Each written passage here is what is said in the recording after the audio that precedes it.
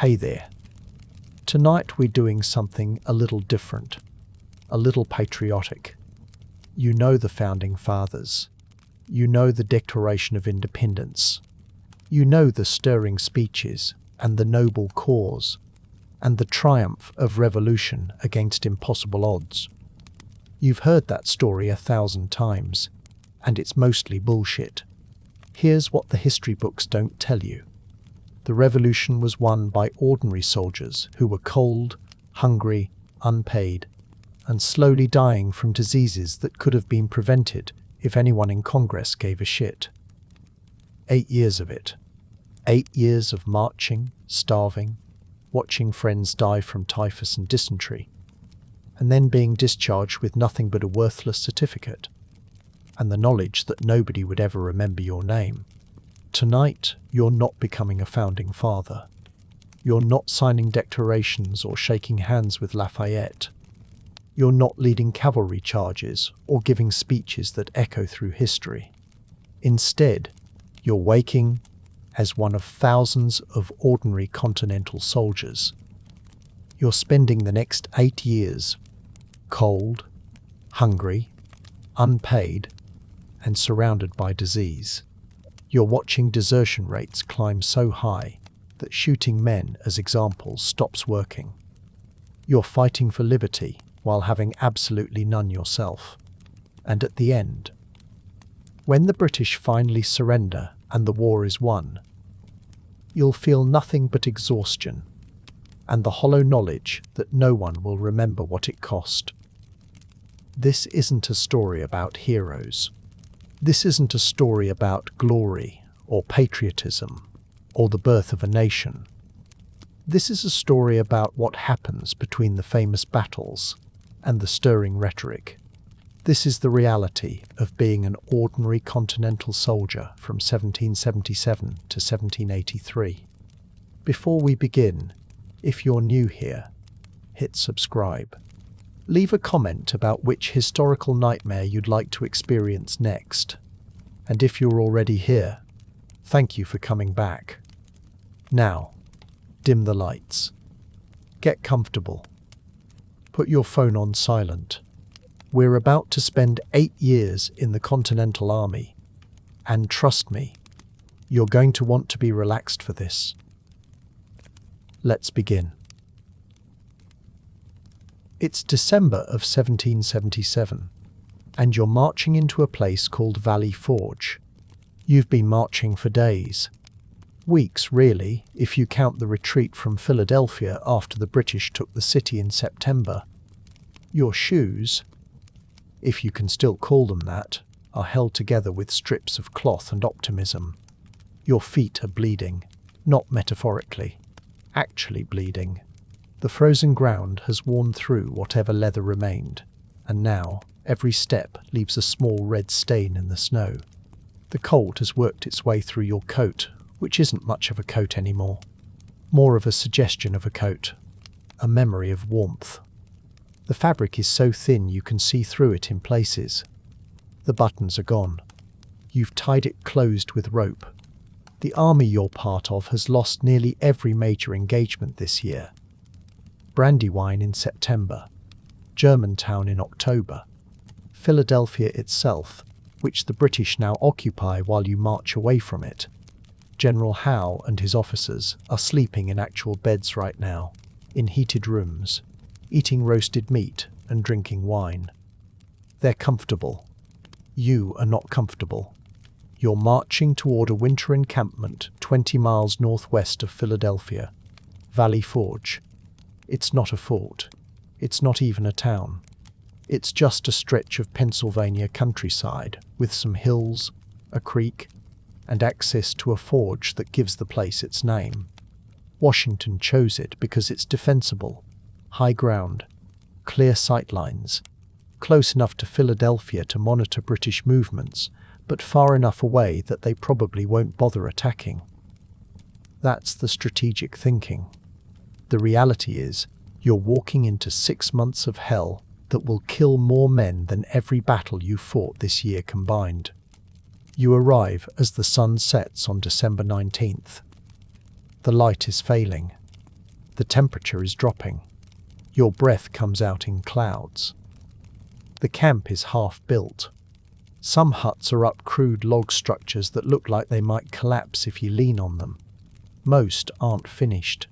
Men are still felling trees in the surrounding forest, dragging logs through the snow, trying to construct shelter before the real cold sets in. You're assigned to a hut that doesn't exist yet. You'll be sleeping outside tonight, and tomorrow night, and probably the night after that. There are roughly 12,000 men here. By spring, 2,000 of them will be dead, not from battle, from disease, from cold, from starvation, from the slow grinding reality that the Continental Congress has no money, no supplies, and no functional plan for keeping you alive. Congratulations.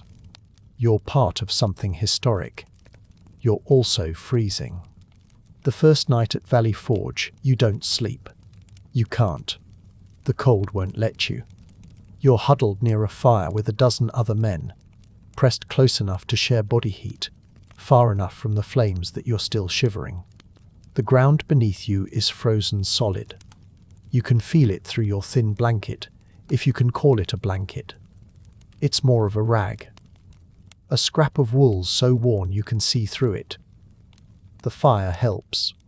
Barely. The heat reaches your front while your back freezes. You rotate periodically, turning like meat on a spit, trying to distribute the warmth evenly. It doesn't work. Someone near you is coughing. A wet, rattling cough that sounds like drowning from the inside. He's been coughing for hours. No one tells him to stop. No one moves away from him. You're all too cold to care about contagion. The wind cuts through the camp in gusts that make the fire flicker and die down. When it does, the cold rushes in like water filling a sinking ship. You pull your coat tighter. It doesn't help. You try to sleep sitting up. You try lying down. You try curling into a ball. Nothing works. The cold is a physical presence, a weight pressing down on you, seeping into your bones. Around 3 a.m, you give up on sleep entirely. You just sit there staring at the fire, waiting for dawn. When light finally breaks, you stand up. Your joints ache. Your feet are numb. You're wearing the same clothes you've been wearing for weeks. The same shirt, the same breeches, the same coat that's falling apart. They smell like smoke and sweat, and something worse you've stopped noticing. Your hair is matted. Your beard, if you're old enough to grow one, is crusted with ice from your breath freezing overnight. Your hands are cracked and bleeding from the cold. You look around at the other men. They look like corpses, pale, hollow-eyed, shivering. Welcome to Valley Forge. Breakfast is hard bread. Maybe. If the supply wagons arrived. If there's enough to go around. If the quartermaster isn't corrupt or incompetent or both. This morning, there's bread.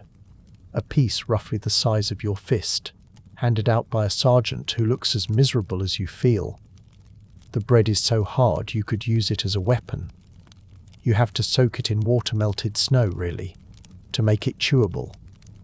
There's no butter, no jam, no coffee, no salt pork, no vegetables. Just bread, and the vague promise that more food might arrive later. It won't. Congress has no money. The states are supposed to provide for their own troops, but most of them don't. Pennsylvania is supposed to be feeding you. You're camped in Pennsylvania, after all. But Pennsylvania is occupied by the British, and the state government has fled to York. The supply system is a joke. Wagons that are supposed to arrive don't. Food that's supposed to be delivered gets stolen or sold on the black market. Contractors pocket the money and deliver half the promised goods. Washington knows this. He's been writing letters to Congress for months, begging for supplies, for food, for anything. The response is always the same: we're working on it. They're not working on it. You eat your bread slowly because this might be all you get today. Around you, men are doing the same. No one talks much. Talking requires energy, and energy is a finite resource you're running out of. Someone near you is shivering uncontrollably. Not from cold, from fever. His eyes are glassy. His skin is pale and clammy. He's been sick for days, and he's getting worse. There's no hospital. Well, there is. A collection of tents and a few commandeered buildings, but it's already overflowing with hundreds of sick men. There's no medicine, no treatment, no doctor who isn't already overwhelmed. By this point in the war, you've learned that disease is the real enemy, not the British, not the Hessians. Disease, typhus, dysentery, typhoid, smallpox, pneumonia. They spread through camps like fire through dry wood, and there's nothing anyone can do to stop them. At Valley Forge, disease will kill more men than every battle of 1777 combined. You finish your bread. You're still hungry. You'll be hungry for months. The days at Valley Forge collapse into a rhythm so monotonous, it becomes its own kind of torture. You wake before dawn because you never really slept. You eat if there's food. You drill if the officers decide drilling is more important than building shelter. You gather firewood if you can find any that hasn't already been stripped from the surrounding forest. You work on constructing huts, crude log structures that are supposed to keep you alive through the winter. The huts are supposed to house 12 men each. They're roughly 14 feet by 16 feet. Do the math. That's 224 square feet for 12 grown men and all their possessions. No windows. One door. A fireplace that smokes more than it heats because no one here knows how to build a proper chimney. You share this space with 11 other men. Their lice, their diseases, their smells, their coughing, their snoring, their nightmares. Privacy doesn't exist. Dignity doesn't exist. You sleep on the floor, or on rough wooden platforms if you're lucky enough to build them. Your blanket, if you have one, is thin and inadequate. You wake up cold every morning. You go to sleep cold every night. The gaps in the walls let the wind through. You try to plug them with mud and straw, but it doesn't help much. The cold finds a way in. The roof leaks when it rains. The floor turns to mud. Everything you own is damp and smells like mildew. The latrines are downwind. That's the polite way of describing them. They're open pits dug into the frozen ground, surrounded by makeshift wooden seats. They overflow when it rains. They freeze when it doesn't. The smell is omnipresent. A thick, choking stench of human waste that hangs over the camp like fog. You stop noticing it after a while. That might be worse than noticing it. Let's talk about the latrines for a moment, because they're important. In a camp of 12,000 men, sanitation is the difference between survival and catastrophe. The Continental Army knows this. Washington issues orders about latrine placement, about covering waste, about keeping the water supply separate from the latrines. The orders are ignored.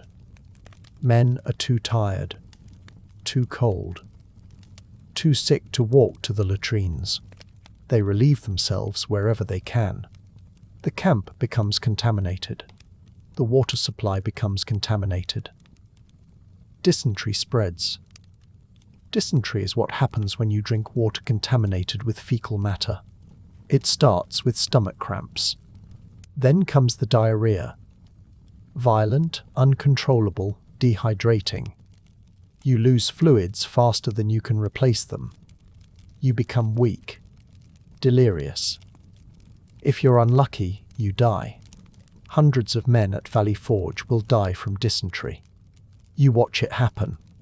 You watch men stumble to the latrines every hour, too weak to stand, too sick to care about dignity. You watch them waste away, and there's nothing you can do about it. Drill happens most days, weather permitting. Baron von Stauben, a Prussian officer who showed up in February claiming to be a lieutenant general, has taken it upon himself to turn the Continental Army into something resembling a professional fighting force. He doesn't speak English. He shouts orders in German and French, which an aide translates into English, which you then attempt to follow. It's absurd. You're marching in formation, practicing maneuvers, learning to load and fire in unison. You're doing this on an empty stomach. You're doing this in inadequate clothing. You're doing this while lice crawl through your hair and bite your skin and spread typhus through the camp. Let's talk about lice. Lice are everywhere. In your hair, in your clothes, in the seams of your coat, your shirt, your breeches. You can pick them off, crush them between your fingernails, and within hours there are more. They're not just annoying, they're deadly. Typhus spreads through lice, specifically through lice feces. When a louse bites you, you scratch. When you scratch, you rub the louse feces into the bite wound. The bacteria enters your bloodstream. Typhus starts with fever and headache. Then comes the rash, small red spots that spread across your chest and back. Then delirium. Then, if you're unlucky, death. The mortality rate for typhus is somewhere between 10 and 60%, depending on the strain and the victim's overall health. At Valley Forge, where everyone is malnourished and exhausted, the mortality rate skews higher. You watch men get sick. You watch the fever take hold. You watch them become delirious, thrashing in their bunks, calling out for people who aren't there. You watch them die. And you know, you absolutely know, that you could be next. By February of 1778, the camp is a disease incubator. Men are dying faster than they can be buried. The hospital tents are overflowing. There's no medicine, no treatment, just waiting to see if you're strong enough to survive. The doctors, such as they are overwhelmed. There aren't enough of them. There's no anesthesia, no antibiotics, no understanding of germ theory. They do what they can, which isn't much. Mostly, they just watch men die. You watch too. One morning, the man who slept next to you doesn't wake up. He's cold, stiff, dead. You report it to an officer. Someone drags the body away. You take his blanket because you need it more than he does now. This is what survival looks like. This is what the revolution costs. No one talks about it. No one acknowledges it. You just keep going because stopping means dying. Let's talk about the numbers for a moment, because they matter. Valley Forge lasted 6 months.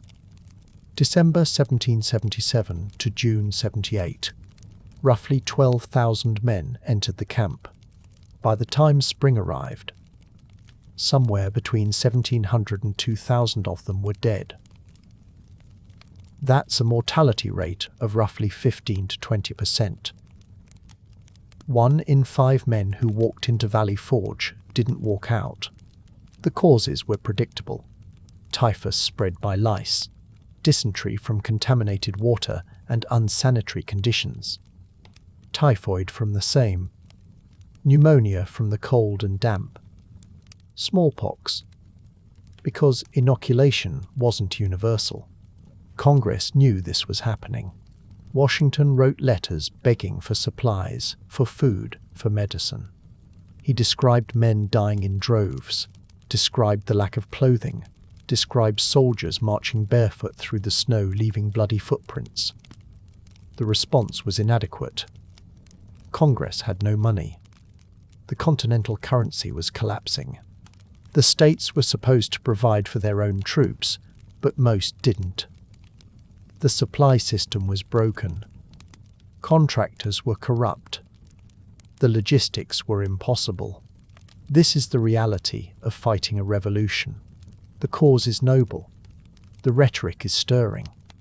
And the men doing the actual fighting are dying of dysentery in poorly built huts, while Congress argues about money they don't have. You're fighting for liberty while starving to death. The irony is not lost on you. Starvation is a slow process. It doesn't happen all at once. It's not dramatic. It's a gradual erosion of everything that makes you human. First, you're just hungry. Your stomach growls. You think about food constantly. You dream about it. Then you start losing weight. Your ribs show. Your face becomes gaunt. Your clothes hang loose. Then comes the weakness. You can't march as far. You can't work as long. Simple tasks become exhausting. Then your body starts cannibalizing itself. Your muscles waste away. Your immune system collapses. You become vulnerable to every disease in camp. Then you stop caring. About food. About survival. About anything. That's when you die. At Valley Forge, you're not quite at that point. But you're close. You're eating maybe 1,000 calories a day, if you're lucky. You need at least twice that to maintain your weight. More if you're working or marching or drilling. You're losing weight. You're weak. You're cold all the time because your body doesn't have enough fuel to generate heat, and there's nothing you can do about it. The food situation doesn't improve. It gets worse. By March, the supply situation is so dire that Washington considers disbanding the army entirely. He writes to Congress, "Unless some great and capital change suddenly takes place, this army must inevitably be reduced to one or other of these three things: starve, dissolve, or disperse." Congress does nothing. You keep starving. The psychological toll is harder to describe than the physical one. When you enlisted, or were conscripted, or ran out of options and joined because it was better than debtor's prison, you might have believed in something. The cause. Liberty. Independence. The idea that you were fighting for something larger than yourself. That belief doesn't survive Valley Forge. You watch men die from preventable diseases. You watch the government fail to provide basic necessities. You watch officers eat better than you do. You watch Congress argue while you starve. The idealism curdles into something darker. Resentment. Bitterness. A hollow understanding that the revolution is being fought by men who have nothing, while being directed by men who have everything. You're fighting for freedom while having none yourself. You're fighting for a government that can't feed you, can't clothe you, can't pay you, and doesn't seem to care whether you live or die. The rhetoric about liberty and tyranny starts to sound like a joke. You're not free. You're trapped. You can't leave without being shot as a deserter. You can't stay without slowly dying. You're caught in a system that needs you desperately and values you not at all. This is what breaks men. Not the cold, not the hunger, not the disease. The realization that none of it matters. But you don't break. Not yet. You just keep going. One day at a time. One meal at a time. One frozen morning at a time. Because what else are you going to do? Spring arrives slowly, reluctantly, like it doesn't want to be here either. The snow melts in March. The mud is everywhere, thick, clinging, impossible to escape. It sucks at your feet when you walk, It seeps into your hut. Everything is damp and cold and miserable. But the temperature is rising. The days are getting longer. The worst of the dying is over. By April, the food situation improves. Slightly. Barely. But enough that you're not actively starving anymore. Just chronically hungry. By May, the huts are finished. You have actual shelter now. It's crude and uncomfortable, but it's better than sleeping outside. By June, Baron von Steuben's drilling has turned the army into something resembling a professional force. You can march in formation now. You can load and fire in unison. You can execute maneuvers that would have been impossible 6 months ago. But you're also thinner, weaker, hollowed out. The winter took something from you that won't come back. You've watched too many men die. You've buried too many friends. You've learned that the government you're fighting for doesn't care whether you live or die. The idealism you might have felt when you enlisted, if you ever felt it, is gone. You're still here because leaving means being shot as a deserter. You're still here because you don't know where else to go. You're still here because the war isn't over, and someone has to fight it. In June, the British evacuate Philadelphia. They're marching back to New York. Washington orders the army to pursue. You march out of Valley Forge on June 19th, 1778. 6 months to the day after you arrived. You're alive. Statistically, that's impressive. You don't feel victorious. You feel tired. The years between 1778 and 1780 blur together into a monotonous cycle of marching, camping, occasional fighting, and constant deprivation. You feel like you survived something that should have killed you, and the only reward is more of the same. More marching, more fighting, more dying. The war isn't over. It's barely begun. But let's be specific about what that actually means. You march through New Jersey in summer heat that turns your wool coat into a furnace. You march through Pennsylvania in autumn rain that turns the roads to mud. You march through New York in conditions that don't matter, because the marching never stops. Your shoes, the ones you managed to acquire after Valley Forge, last maybe 3 months. After that, you're walking on leather so thin you can feel every rock, every root, every frozen rut in the road. Your feet bleed, not occasionally, constantly. The blood soaks through whatever rags you've wrapped around them, mixes with the mud, and by the end of the day, your feet are just raw meat wrapped in fabric. You march anyway. The supplies run out mid-March. Always. The wagons that are supposed to meet you don't arrive, or they arrive half empty, or they arrive, and the quartermaster discovers that someone sold half the contents before they left the depot. Ammunition is rationed. You're given maybe 20 rounds, and told to make them count. In battle, you fire until you're out. Then you stand there with a glorified club, hoping the British run out first. They never run out first. Food is whatever you can scavenge, or whatever gets distributed when Congress remembers you exist. Some days it's hard bread. Some days it's salted pork that's more salt than pork. Some days it's nothing, and you go to sleep with your stomach eating itself. The hunger is constant. Not the dramatic starvation of Valley Forge, but the grinding, daily reality of never having enough. You're always thinking about food, dreaming about it. Your body is consuming itself slowly, and there's nothing you can do about it. And through all of this, the marching, the bleeding feet, the hunger, the inadequate supplies, you're still expected to fight. June 28, 1778. Monmouth, New Jersey. The temperature is somewhere north of 90 degrees, maybe 100. The humidity makes it feel like you're breathing through a wet cloth. You're wearing a wool coat. wool breeches.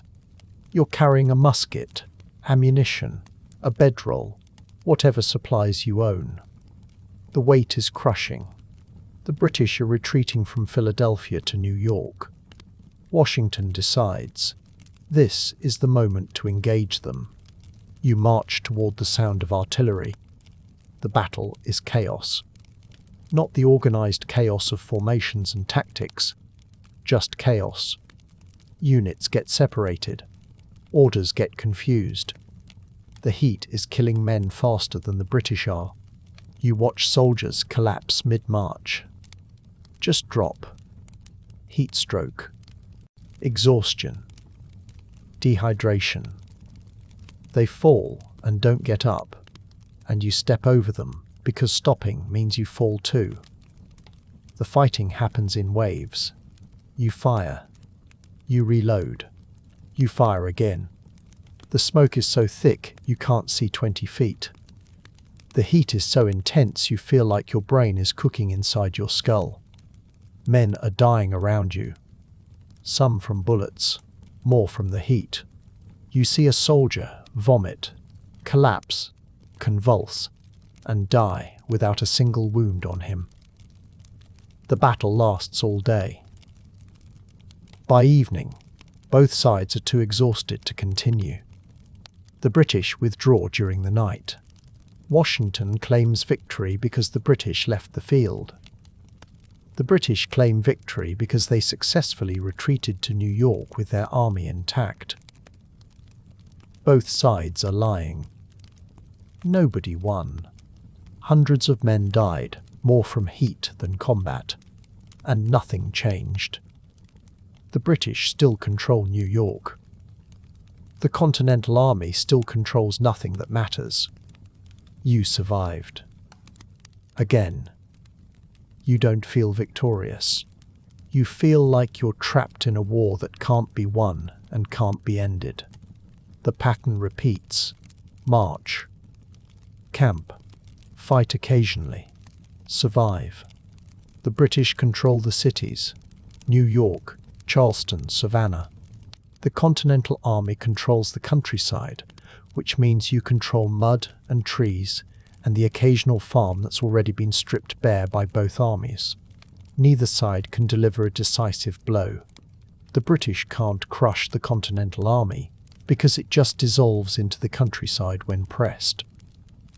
The Continental Army can't defeat the British because you're outnumbered, outgunned, and outsupplied at every engagement. It's a stalemate. A grinding, miserable, years-long stalemate.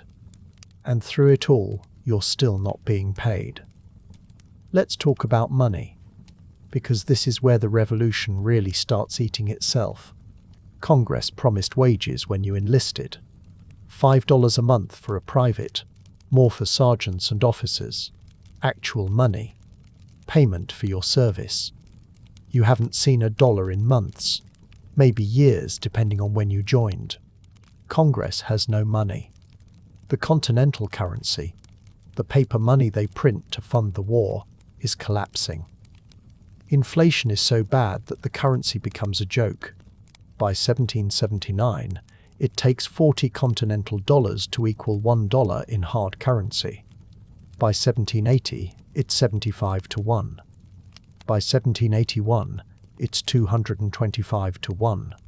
225 paper dollars for one real dollar.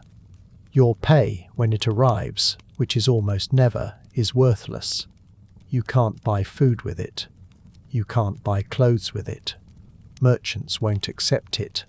The phrase, "not worth a continental," enters the language as a synonym for worthless. You're fighting for a government that pays you in paper, that's worth less than the paper it's printed on. The officers are as angry as you are. They're owed back pay too. They're owed pensions that Congress promised and can't deliver. They're watching their men starve while Congress argues about budgets and state contributions and whether the war is even worth funding. Some officers resign. Some threaten to resign. Some start talking about mutiny. The enlisted men don't have the luxury of resignation. You're stuck. You can't leave without being shot as a deserter. You can't stay without slowly dying of neglect. You're fighting for liberty while having none yourself. You're fighting for a government that can't feed you, can't pay you, can't supply you with basic necessities like shoes or coats or ammunition. The irony would be funny if it wasn't your life. Desertion becomes epidemic.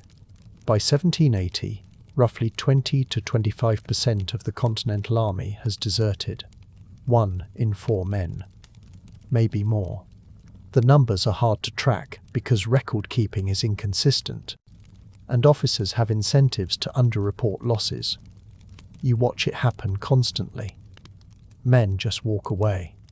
Sometimes in the middle of the night, they're on sentry duty, and they just keep walking. Sometimes in broad daylight, they're sent on a foraging detail and never come back. Sometimes entire units dissolve. 10 men march out, 6 come back, and nobody asks questions because everyone knows the answer. They're done. They're hungry. They're unpaid. They're tired of watching friends die for a cause that feels increasingly abstract. What are you even fighting for at this point? Independence? That's a word. Liberty? You have none. A better future? You're starving in the present. Officers try to stop it. They make examples. Men are caught, court-martialed, and shot in front of the assembled troops. You're forced to watch. The entire regiment stands in formation, while a firing squad executes a soldier whose only crime was wanting to go home. The message is clear. This is what happens if you leave. It doesn't work. Men keep leaving. You watch friends disappear. Guys you survived Valley Forge with. Guys you fought beside at Monmouth. One day they're there. The next day they're gone. And you know exactly where they went.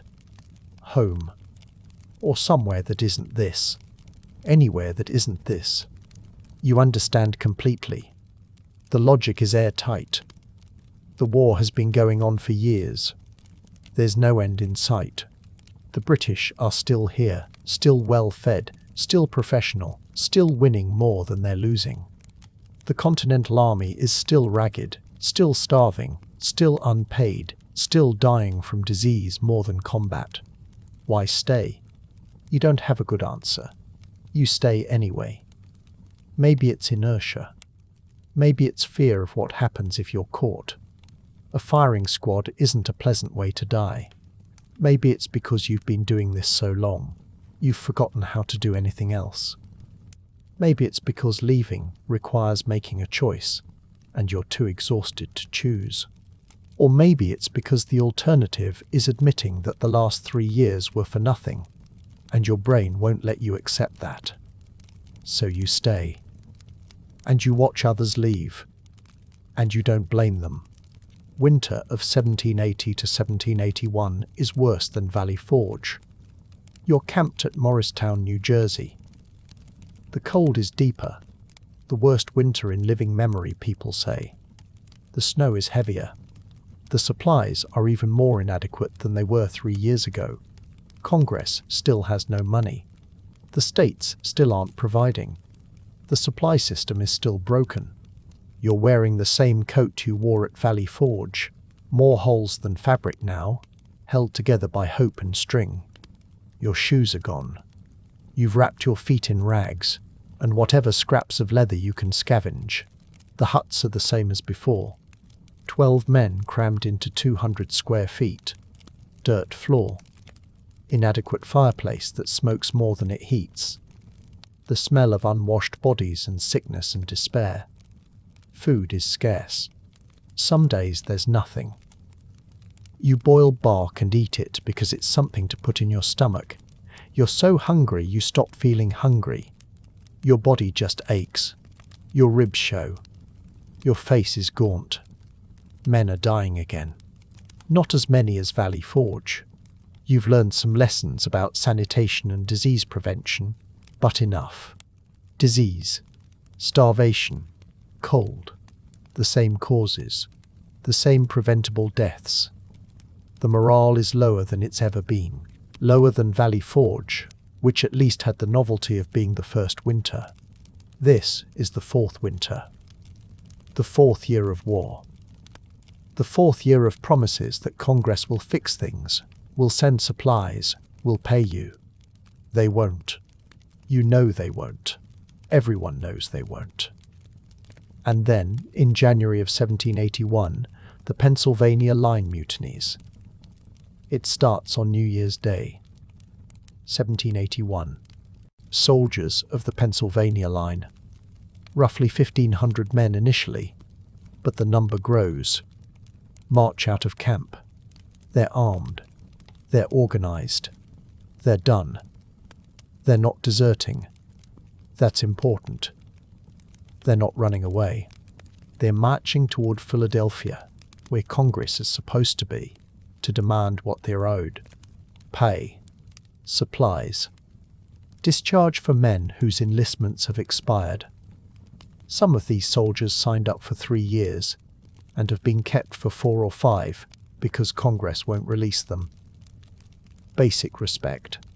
Basic acknowledgement that they're human beings, not disposable tools. Congress has failed them. The officers have failed them. The government they're fighting for has failed them. So they march. Officers try to stop them. General Anthony Wayne, their commanding officer, attempts to block their path. He's ignored. Some officers are threatened. One is wounded when he tries to use force. But the mutineers aren't interested in killing their officers. They're interested in justice. They march south toward Philadelphia. 1,500 men. Armed. Angry. Organized. Word spreads through the camps. Other units start talking about joining them. The New Jersey line is ready to mutiny. Units in New York are watching to see what happens. If this succeeds, the entire Continental Army might dissolve. Congress panics. They're in Philadelphia when they hear that 1,500 armed, angry soldiers are marching toward them. They flee. They literally pack up and run to Princeton, New Jersey, because they're terrified of their own army. Think about that. The government of the United States, such as it is fleeing from the soldiers fighting for its independence. Washington panics too. He's at his headquarters in New Windsor, New York, when he hears about the mutiny. He knows that if the Pennsylvania line succeeds, the war is over, not because the British won, because the Continental Army will cease to exist. He sends negotiators. He sends promises. He sends everything except what the soldiers actually want, which is money and supplies he doesn't have. The mutiny grows. By the time the Pennsylvania line reaches Princeton, there are rumors that the number has swelled to 15,000 men ready to march. Whether that's true or exaggeration doesn't matter. The threat is real. Negotiations happen. Congress, from a safe distance, sends representatives. Promises are made. Some men are paid. A little. In currency, that's barely worth anything, but it's something. Some men are discharged. The ones who can prove their enlistments expired, which is difficult, because record-keeping is a disaster. Some are sent back to camp with vague assurances that things will improve. Things don't improve. The mutiny is suppressed, but not defeated. The soldiers go back to camp because they don't have anywhere else to go, and because the alternative is being hunted down as traitors. But nothing is resolved. The pay still doesn't arrive. The supplies still don't arrive. Congress still has no money. A few weeks later, the New Jersey line mutinies. Smaller, less organized. Washington responds with force this time. He sends troops to suppress it, and 2 ringleaders are executed by firing squad. The message is clear. The first mutiny was a negotiation. The second mutiny is treason. You watch this happen from wherever you're stationed. You're not part of the Pennsylvania line or the New Jersey line, but you understand exactly why they did it. You would have done the same if you'd had the courage. The symbolic weight is crushing. The revolution is eating itself. The army fighting for freedom has no freedom. The government demanding liberty from Britain can't provide liberty to its own soldiers. You're fighting a war for independence while being trapped in service to a government that can't pay you, can't feed you, and will shoot you if you try to leave. It's absurd. It's grotesque. It's your life. The mutiny is suppressed, but the message is clear. The government cannot take care of its own army. The revolution is eating itself. By 1781, the war has been going on for 6 years. 6 years of marching. 6 years of hunger. 6 years of watching men die from disease and desertion, and the occasional battle that resolves nothing. You've lost count of how many friends you've buried. You've lost count of how many times you've nearly died yourself. You've lost count of how many promises Congress has broken.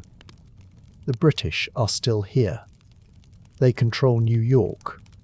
They control Charleston. They control large swaths of the South. The war is not being won. It's being survived, barely, by both sides.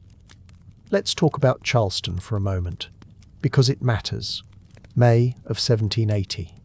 American forces, roughly 5,000 Continental soldiers and militia, are trapped in Charleston, South Carolina. The British have them surrounded by land and sea. General Benjamin Lincoln, commanding the American forces, holds out for weeks hoping for relief that never comes. On May 12th, he surrenders. 5,000 men captured. The largest American defeat of the entire war. More soldiers lost in one day than died at any single battle. Ships, artillery, supplies, all of it handed over to the British. You weren't there, but you heard about it. Everyone heard about it.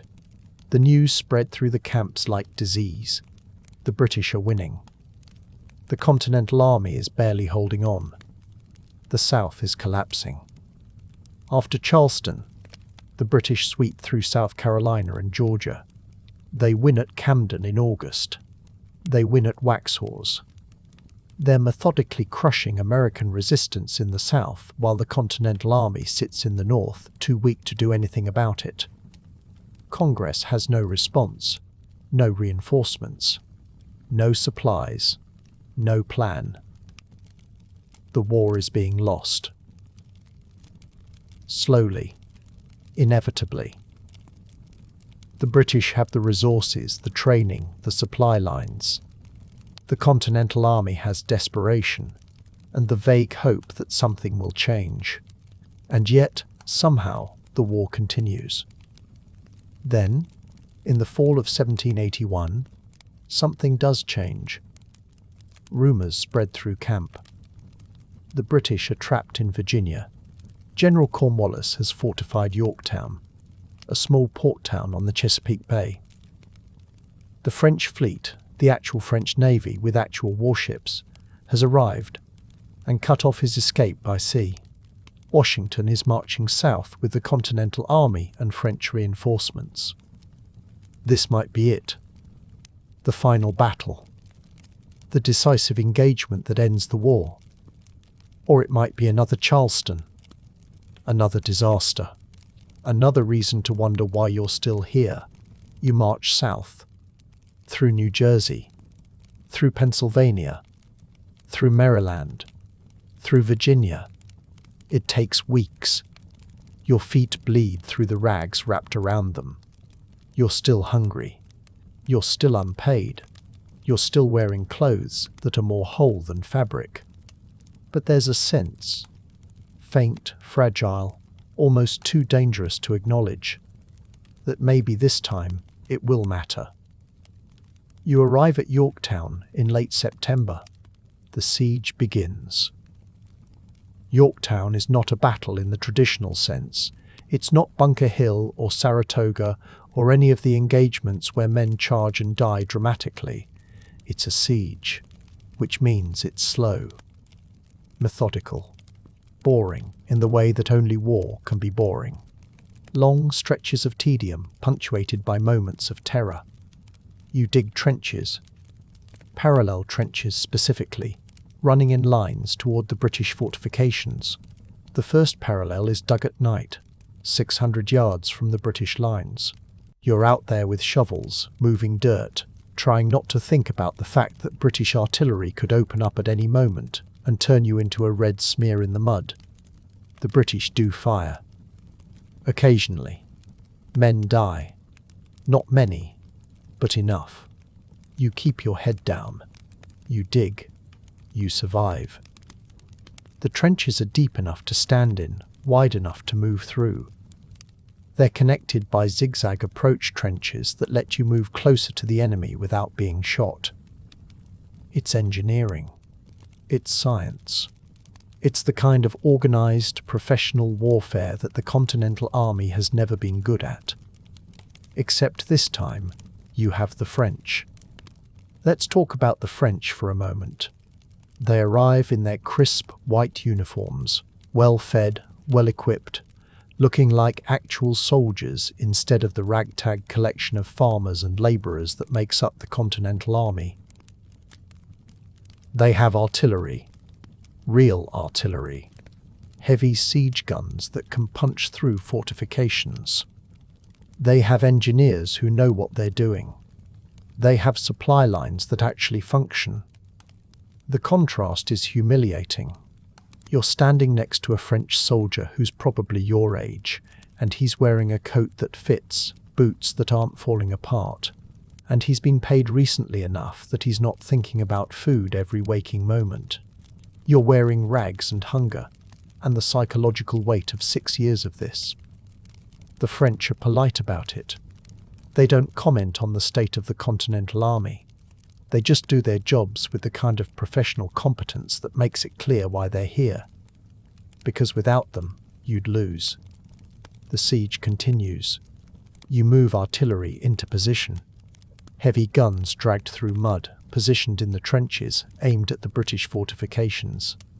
The French engineers direct the placement. You do the labour. You're good at labour by now. 6 years of war has made you very good at doing terrible work in terrible conditions. The bombardment begins in early October. The sound is constant. A rolling thunder of artillery fire that goes on for days. You fire. The British fire back. The French fire. The noise is so loud you stop hearing it as individual explosions and start hearing it as a single sustained roar. The British fortifications start to crumble. Slowly. Brick by brick. Wall by wall. You dig a second parallel trench closer to the British lines. 300 yards now. Close enough that you can see individual British soldiers moving behind their fortifications. Close enough that musket fire becomes a real concern. Men die, not in dramatic charges. Just die. A cannonball lands in a trench and 3 men cease to exist. A sniper picks off someone who stood up at the wrong moment. Disease continues its work because disease never stops. You keep digging, keep firing, keep surviving. On October 14th, American and French forces stormed 2 British redoubts, small fortifications protecting the main British lines. It's the closest thing to a traditional battle that happens at Yorktown. Men charge with bayonets. There's fighting. There's dying. You're not part of the assault. You watch from the trenches as men run forward, as the British fire, as some fall and others keep going. The redoubts are taken. The noose tightens. Cornwallis is trapped. He can't escape by sea. The French fleet controls the Chesapeake. He can't break through the siege lines. He's outnumbered and surrounded. He can't hold out indefinitely. His supplies are running low. His fortifications are crumbling. And every day more of his men die or desert. On October 17th, a British drummer appears on the parapet. He's beating parley. The signal for negotiation. The guns fall silent. It's the strangest sound you've heard in weeks. Silence. No artillery. No musket fire. Just quiet. Negotiations happen. Officers talk. Terms are discussed. You wait in the trenches, not quite believing this is real. On October 19, 1781, Cornwallis surrenders. The British march out of Yorktown in formation. They're still in uniform, still carrying their weapons, until they lay them down in a field designated for the purpose. Their band plays a tune. Someone tells you it's called "The World Turned Upside Down." The irony is not lost on anyone. You watch it happen. You're standing in a field in Virginia, watching professional British soldiers. The same soldiers who've been winning this war for 6 years lay down their weapons and surrender to an army that's been held together by desperation and French intervention. This is it. The war is over. The British have lost. America has won. You feel nothing. Let's be clear about what victory feels like. You're standing in a field in Virginia, watching the British surrender, and your primary emotion is exhaustion. Not triumph, not joy, not relief. Just a bone-deep, soul-crushing exhaustion that makes it hard to care about anything. You've been fighting for 6 years. You've watched thousands of men die. You've starved. You've frozen. You've been unpaid and undersupplied and treated like disposable labor by a government that couldn't organize a supply chain if its survival depended on it. Which, to be fair, it did. And they still couldn't do it. And now the war is over. You're still hungry. You're still unpaid. You're still wearing rags. The victory doesn't change any of that.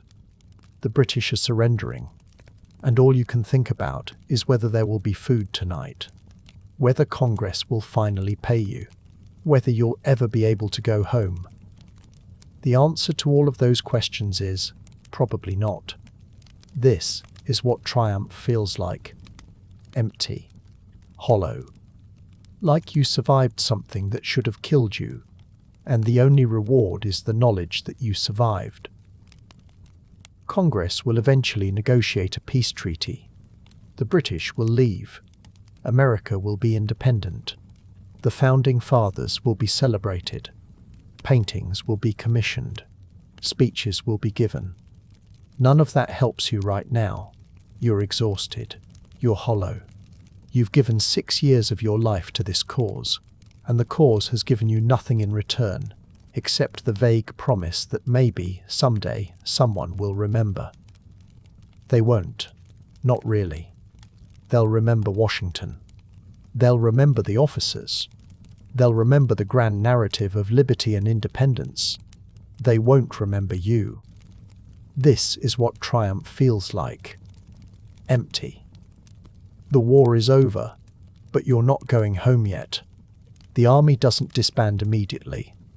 There's no dramatic moment where everyone throws their hats in the air and walks away. You just stay. In camp. Waiting. Waiting for what, exactly, is unclear. Congress still hasn't paid you. Officers are threatening to mutiny.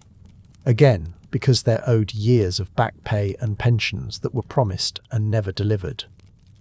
The government is broke. The states won't contribute.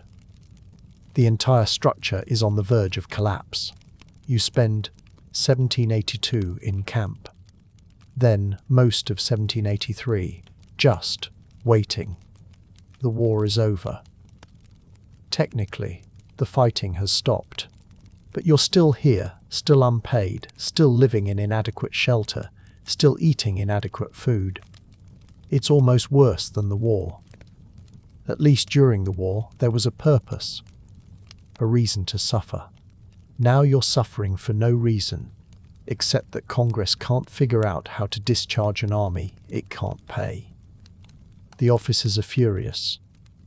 They've been promised pensions, half pay for life, or commutation to a lump sum. Congress has no money to pay them.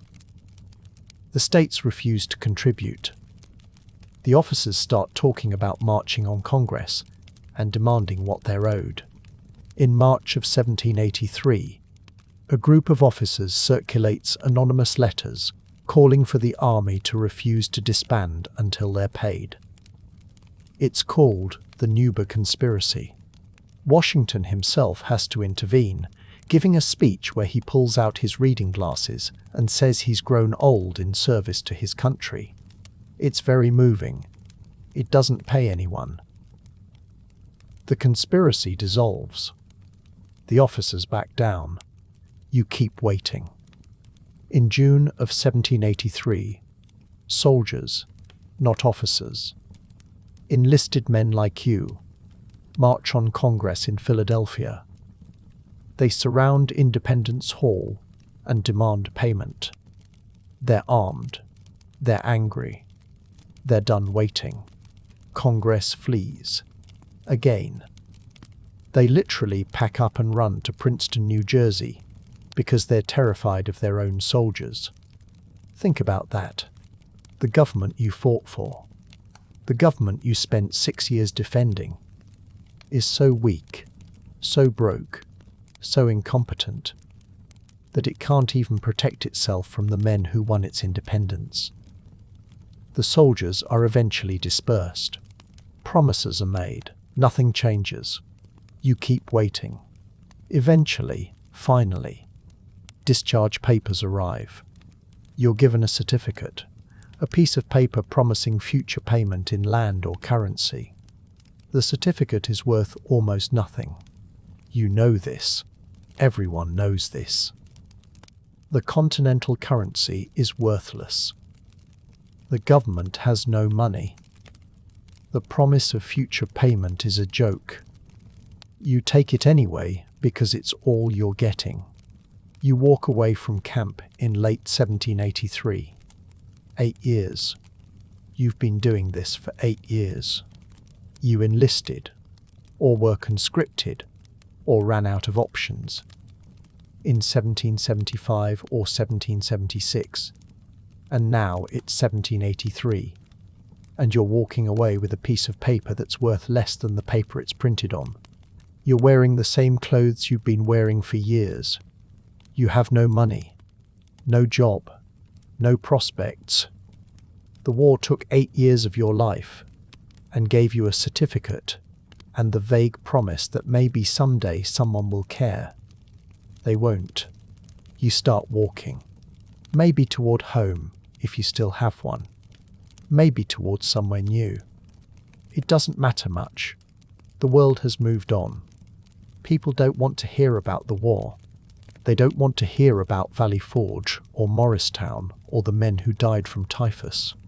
They want to celebrate independence and forget the cost.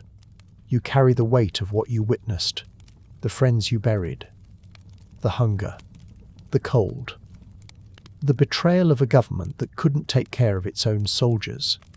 No one gives it space. No one acknowledges it. You're just another veteran, and veterans are everywhere now.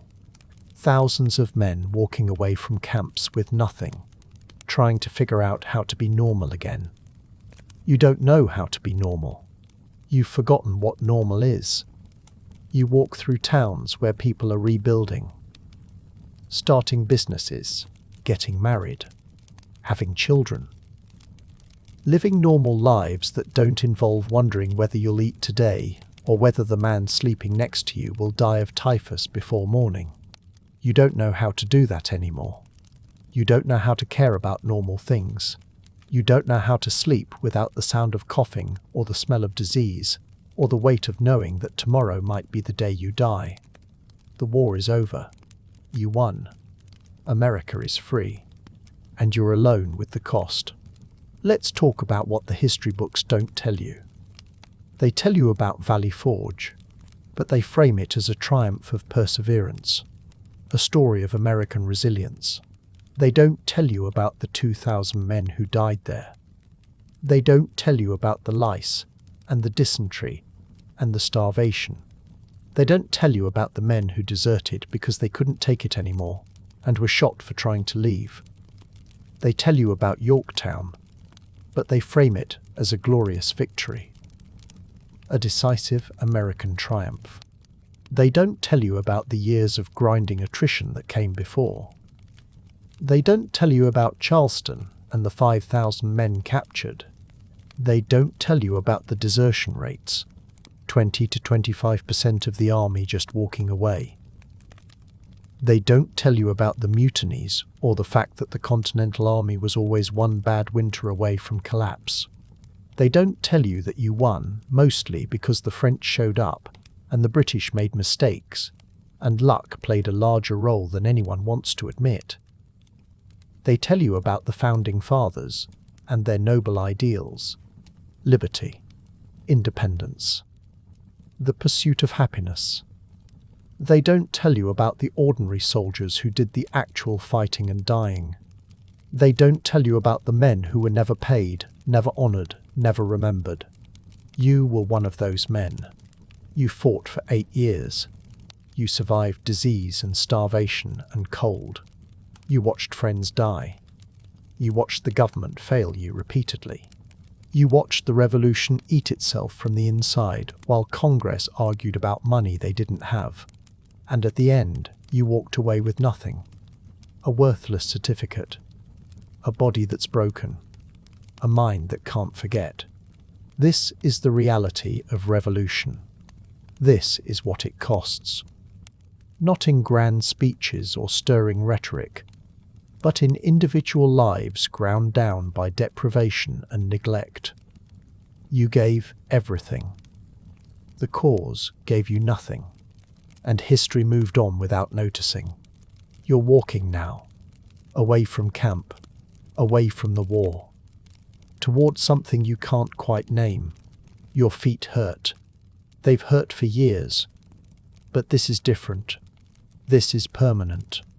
The rags wrapped around them are barely holding together, and underneath, your feet are a disaster. Scars from frostbite at Valley Forge. You lost 2 toes on your left foot, though you didn't notice until spring, because everything was numb. Scars from marching barefoot through New Jersey in 1778. The bones in your right foot healed wrong after you twisted it at Monmouth and kept marching because stopping wasn't an option. You walk with a limp now. You'll walk with a limp for the rest of your life. Your back aches constantly. Years of sleeping on frozen ground, on dirt floors, on wooden platforms that were somehow worse than the ground. Years of carrying a musket, a bedroll, whatever supplies you owned. Your spine has compressed. Your shoulders are permanently hunched forward. Your hands shake. Not all the time. Just when you're tired, which is always. The shaking started sometime around 1780 and never stopped. You don't know if it's from malnutrition or cold or just the accumulated weight of 8 years of this.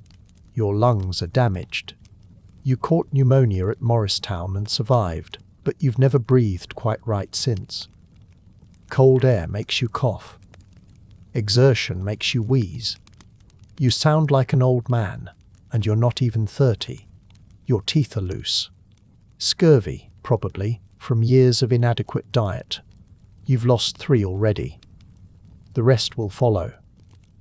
This is what 8 years of service bought you. A body that's falling apart before its time. A body that will never fully recover.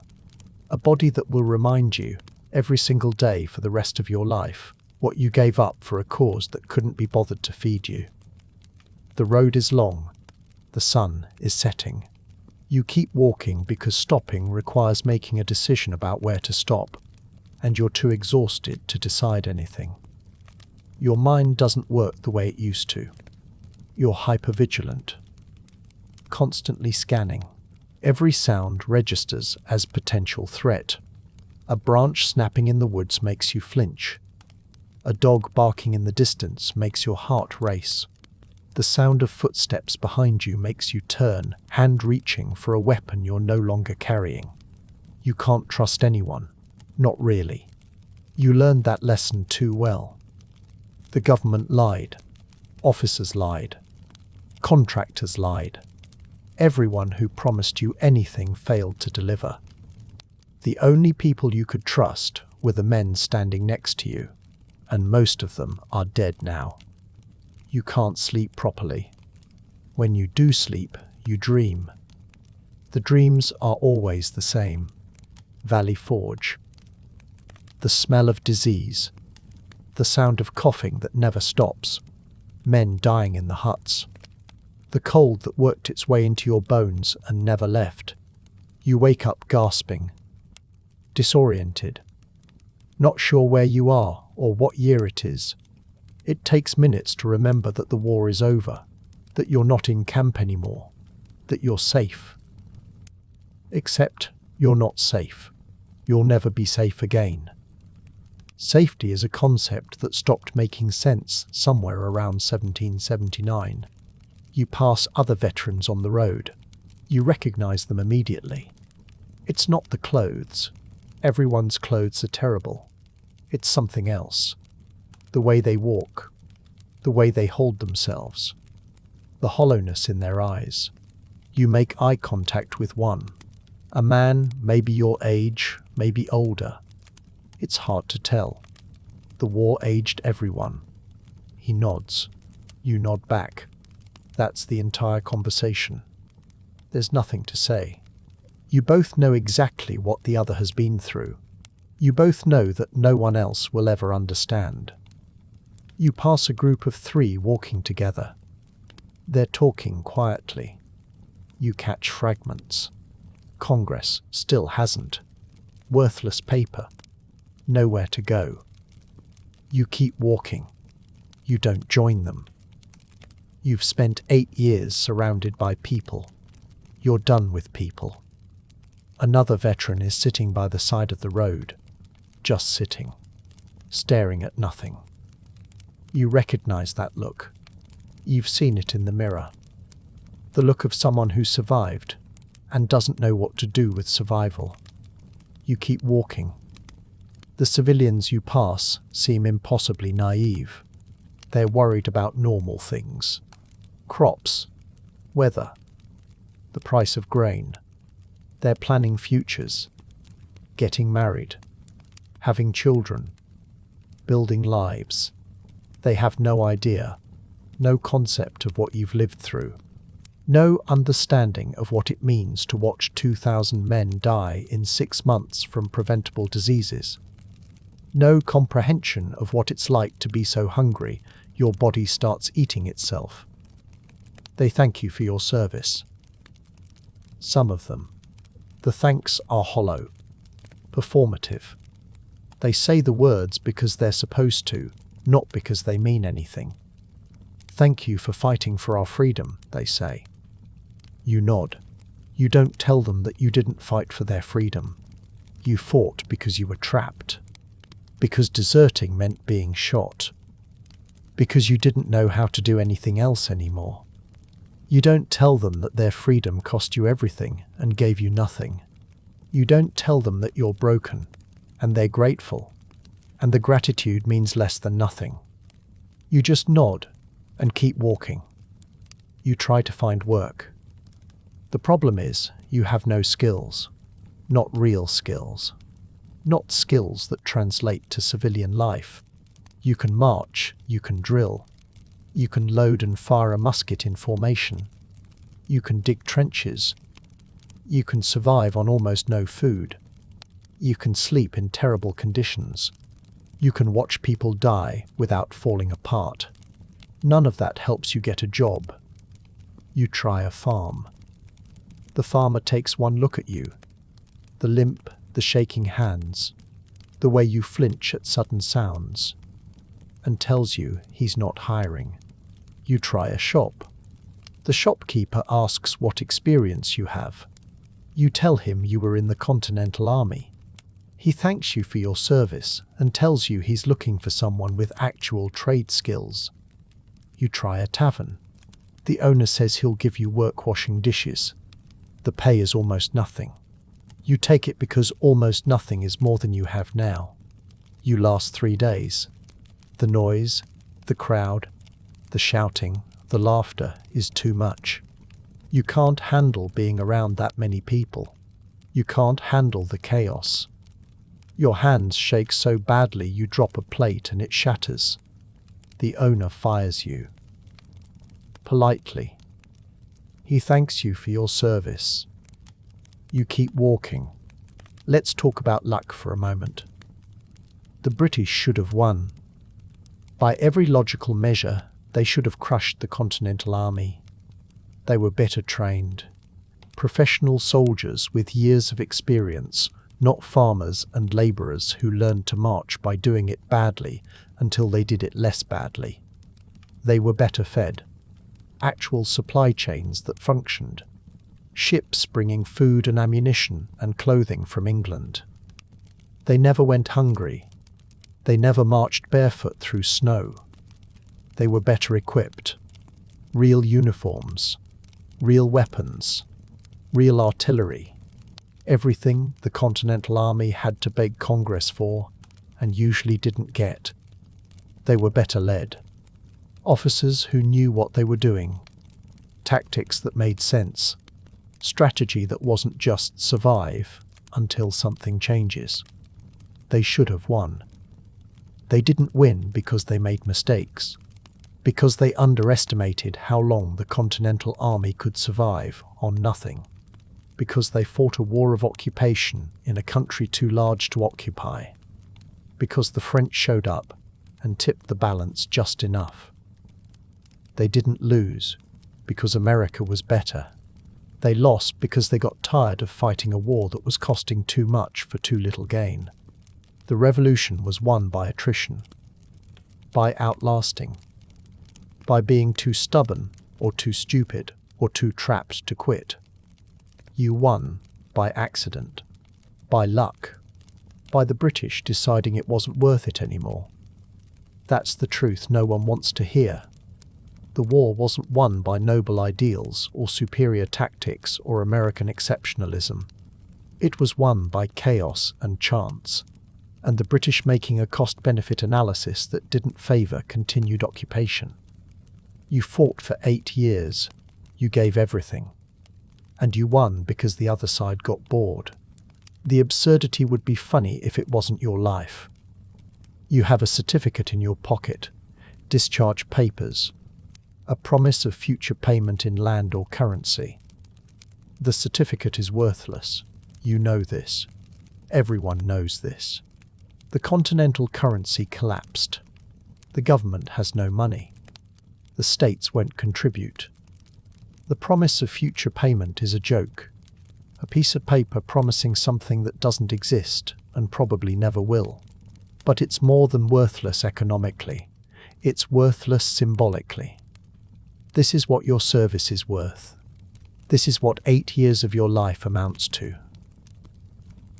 A piece of paper with a promise no one intends to keep. You fought for liberty. You have none. You're trapped by poverty, by lack of options, by a body that's broken, and a mind that doesn't work right anymore. You fought for a government that would represent you. That government can't even pay you. You fought for independence. You're dependent on charity, on the occasional job that doesn't last, on whatever scraps you can find. The certificate is a perfect metaphor, a promise that means nothing, a symbol of a debt that will never be paid. You keep it anyway, not because you believe in it, because it's the only proof you have that you were there, that you survived, that you gave 8 years of your life to something, even if that something gave you nothing in return. Night falls. You find a place to sleep. Maybe a barn. Maybe under a tree. Maybe in a ditch by the side of the road. It doesn't matter much. You've slept in worse places. You lie down. Your body aches. Every joint, every muscle, every bone. The ache is constant now. Background noise you've learned to ignore because paying attention to it doesn't make it stop. Your stomach is empty. You haven't eaten today. You might not eat tomorrow. You're used to hunger. 8 years of practice. You close your eyes. Sleep doesn't come. Your mind won't stop.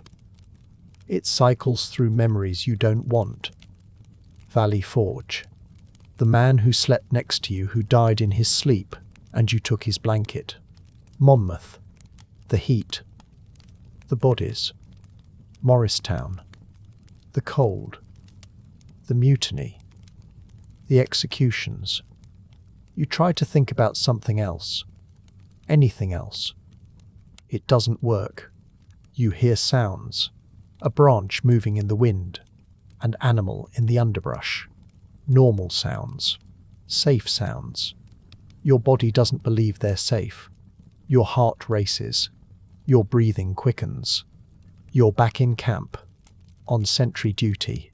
Waiting for something to go wrong. You open your eyes. You're not in camp. You're in a barn. Or under a tree. Or in a ditch. You're safe. Except you're not safe. You'll never be safe again. You close your eyes again. This time, sleep comes. But the dreams come with it. You're at Valley Forge. You're starving. You're cold. Men are dying around you, and you can't help them. And you can't save yourself. And the cold is working its way into your bones. And you're going to die here. You're going to die. And no one will remember. And it won't matter. And you wake up gasping. Disoriented. Your hands are shaking. Your heart is pounding. You're not at Valley Forge. The war is over. You survived. You lie there in the dark, waiting for your heart to slow down, waiting for the shaking to stop, waiting for morning. This is what victory feels like.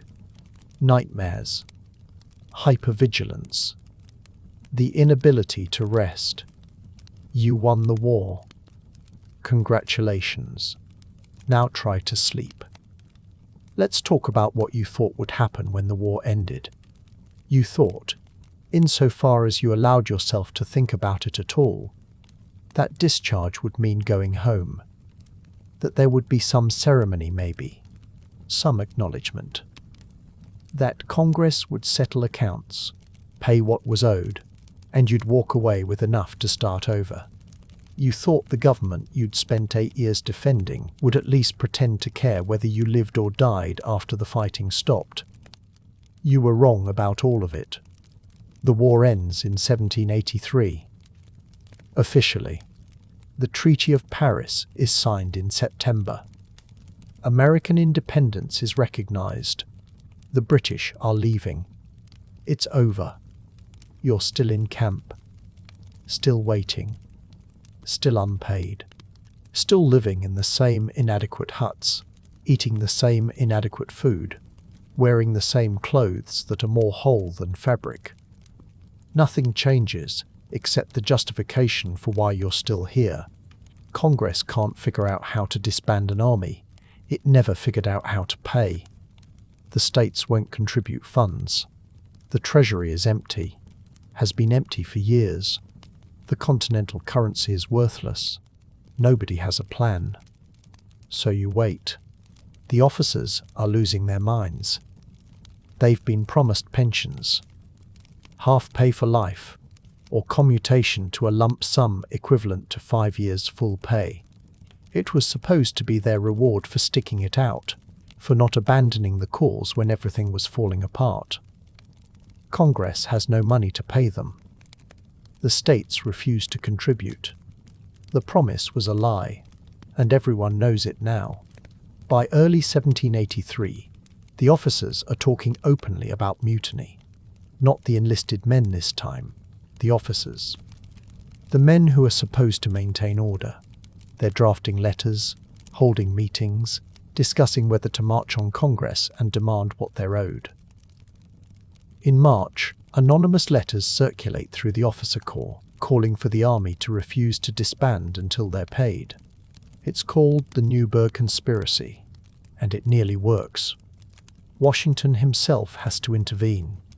He gives a speech where he pulls out reading glasses, new reading glasses, which the officers have never seen him wear, and says something about how he's grown grey in service to his country and now finds himself going blind. It's very moving, very theatrical, very effective. It doesn't pay anyone. The conspiracy dissolves. The officers back down. They go back to waiting. You keep waiting too. Then, in June of 1783, the enlisted men decide they're done waiting. About 80 soldiers. Pennsylvania troops mostly, but others join, march on Philadelphia. They're armed. They're organized. They're finished with promises.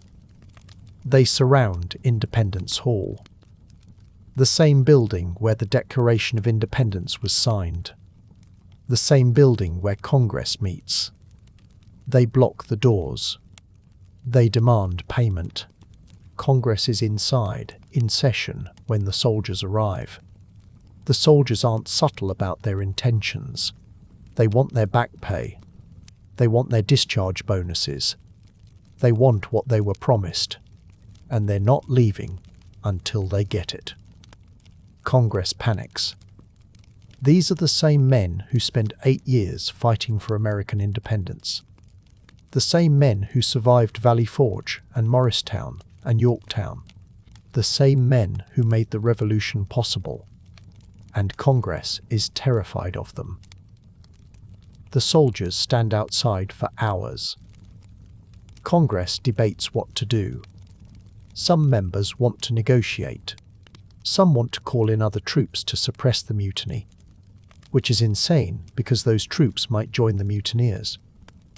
Eventually, Congress decides the safest option is to run away. They adjourn. They pack up.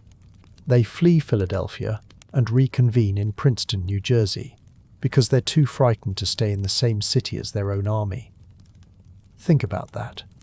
The government of the United States, the government you spent 8 years fighting to create, is so weak, so broke, so fundamentally dysfunctional, that it can't even face the men who won its independence. They run away. Again. The soldiers in Philadelphia are eventually dispersed. Some are paid small amounts in currency that's barely worth the paper it's printed on. Most get nothing.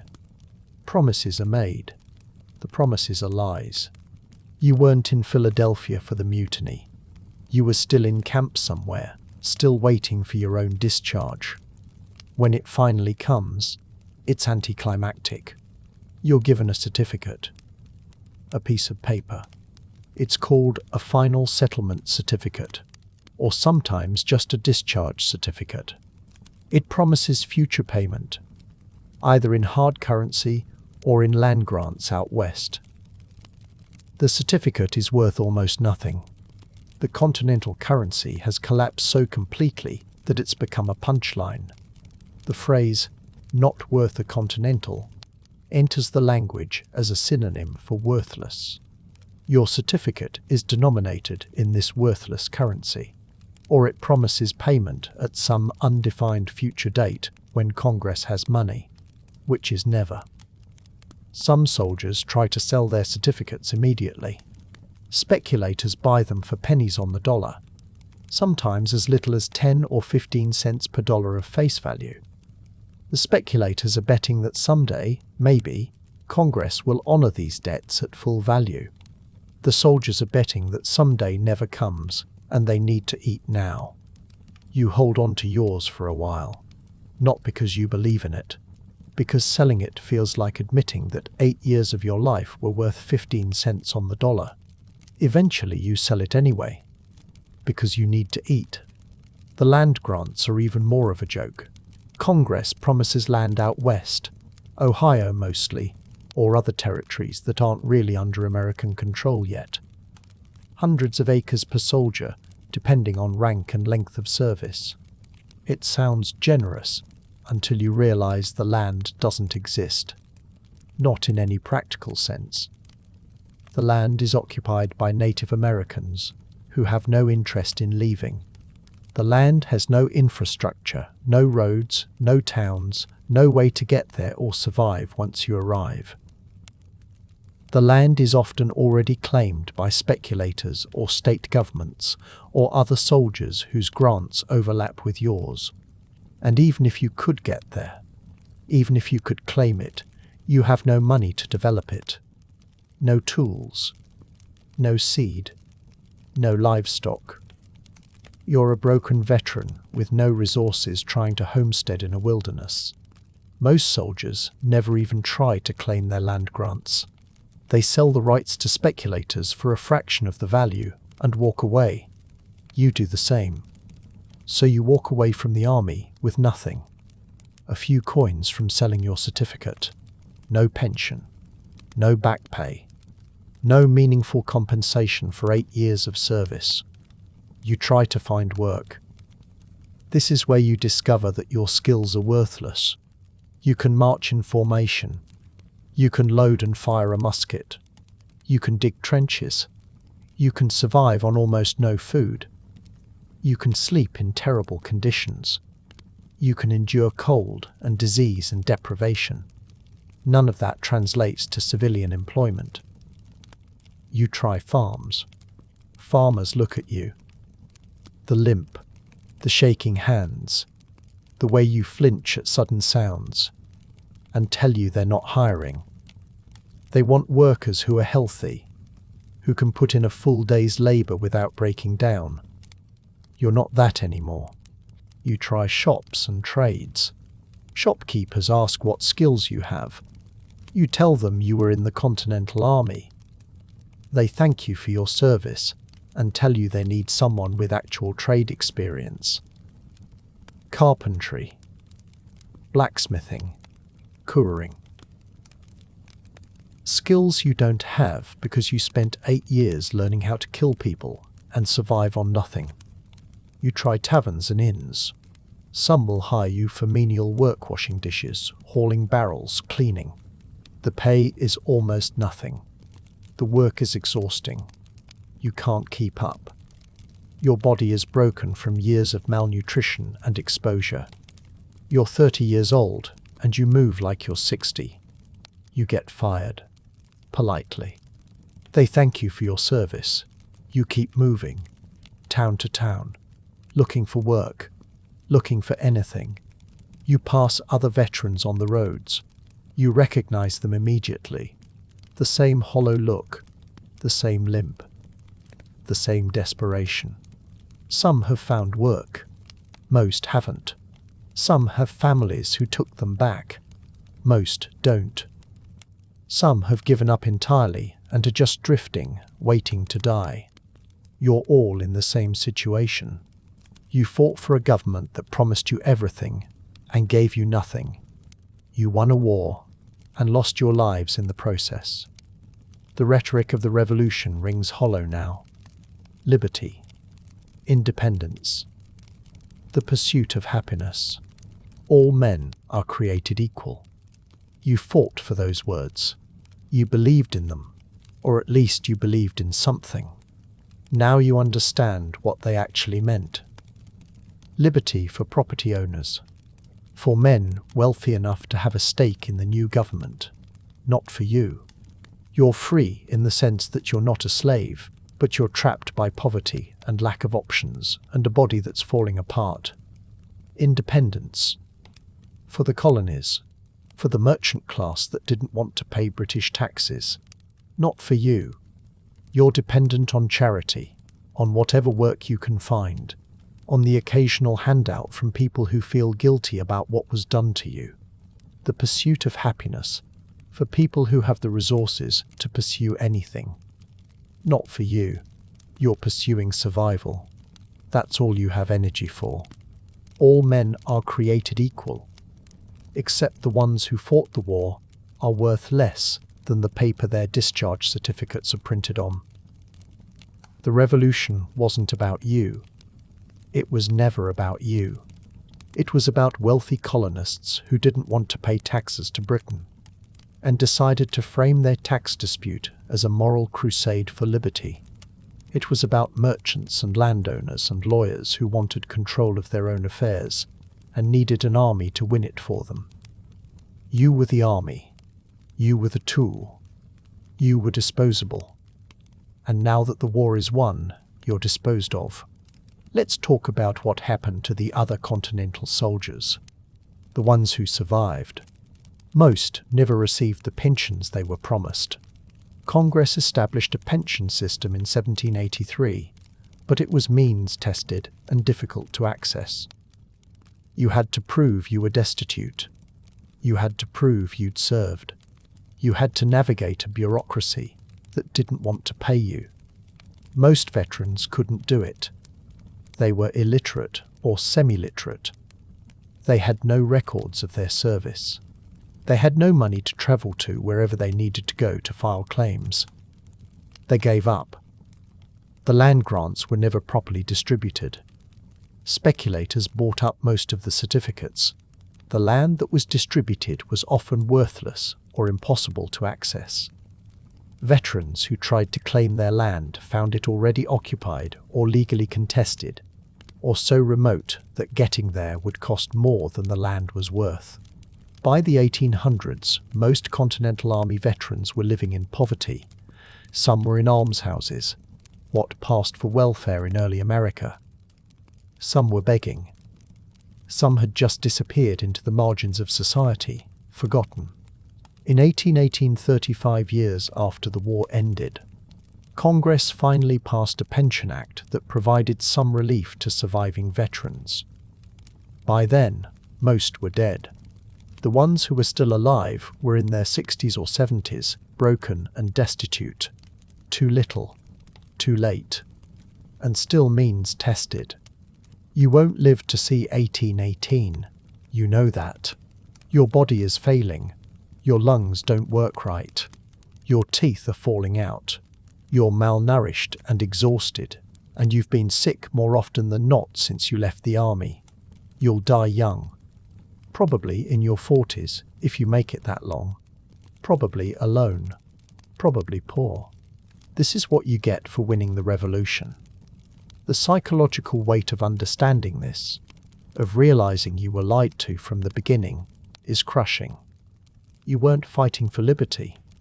You were fighting for someone else's liberty, someone else's independence, someone else's pursuit of happiness. The Founding Fathers, the men who will be celebrated, whose faces will be carved into mountains and printed on currency. They got what they wanted. They're free from British rule. They're building a government that serves their interests. They're wealthy and powerful and secure. You got nothing. You gave 8 years. You gave your health. You gave your youth. You gave everything you had. And in return, you got a worthless certificate, a broken body, and the knowledge that you were used. The cause wasn't noble. The rhetoric was a lie. The revolution was a transaction, and you were the cost of doing business. You lie awake at night thinking about this, about the men who died at Valley Forge, about the friends who deserted and were shot, about the thousands of soldiers who survived the war, only to die in poverty and obscurity.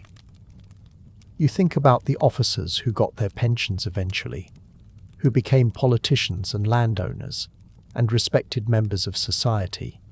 You think about Washington, who's now president, living in comfort while you're sleeping in ditches. You think about the gap between what you were promised and what you received, between the dream and the reality, between the rhetoric of liberty and the fact that you have none. The bitterness is corrosive. It eats at you. It makes everything worse. You won the war. America is independent. The revolution succeeded.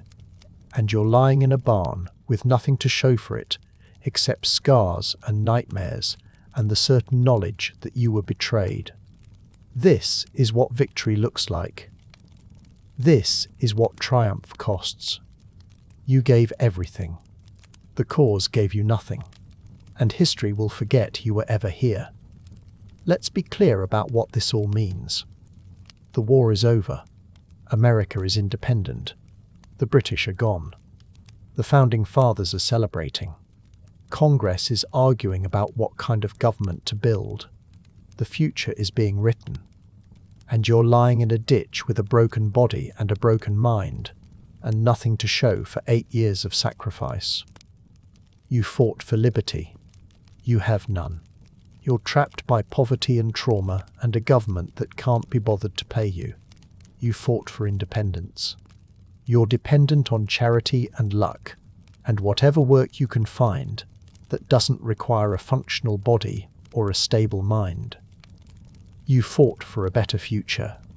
Your future is walking from town to town, trying to find work, trying to sleep, trying to forget things you'll never forget. The revolution succeeded. America is free. You're not free. You're a prisoner of what you survived. You're trapped in memories you can't escape. You're haunted by the men who didn't make it and the knowledge that you barely did. History will remember this war. They'll write books about it. They'll paint paintings. They'll build monuments. They'll celebrate the founding fathers. Washington, Jefferson, Adams, Franklin. Men who gave speeches and wrote documents and made decisions. They won't remember you. They won't remember the men who died at Valley Forge. They won't remember the deserters who were shot. They won't remember the soldiers who were never paid, never honoured, never acknowledged. They won't remember that the war was won by accident as much as design. That luck played a larger role than anyone wants to admit. That the British lost because they got tired, not because America was better. They won't remember that the government you fought for couldn't take care of its own soldiers. That Congress had no money.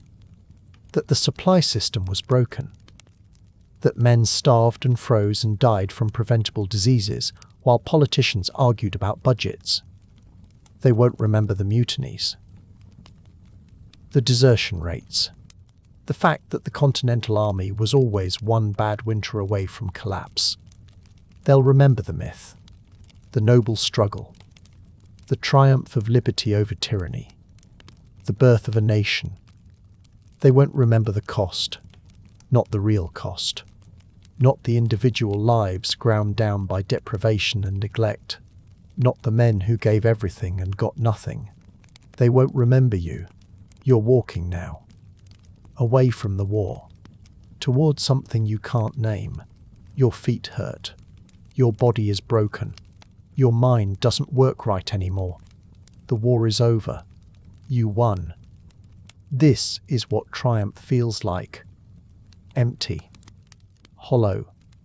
Alone. You gave 8 years. You got a worthless certificate, and a body that will never heal, and memories you can't escape. The cause gave you nothing. The government gave you nothing. History will give you nothing. You're an ordinary soldier in the Continental Army, not a hero, not a founding father, not a name in the history books, just a person who survived 8 years of hell and walked away with nothing. The revolution is over. The dream is done. The cost is paid, and no one will remember your name. You keep walking.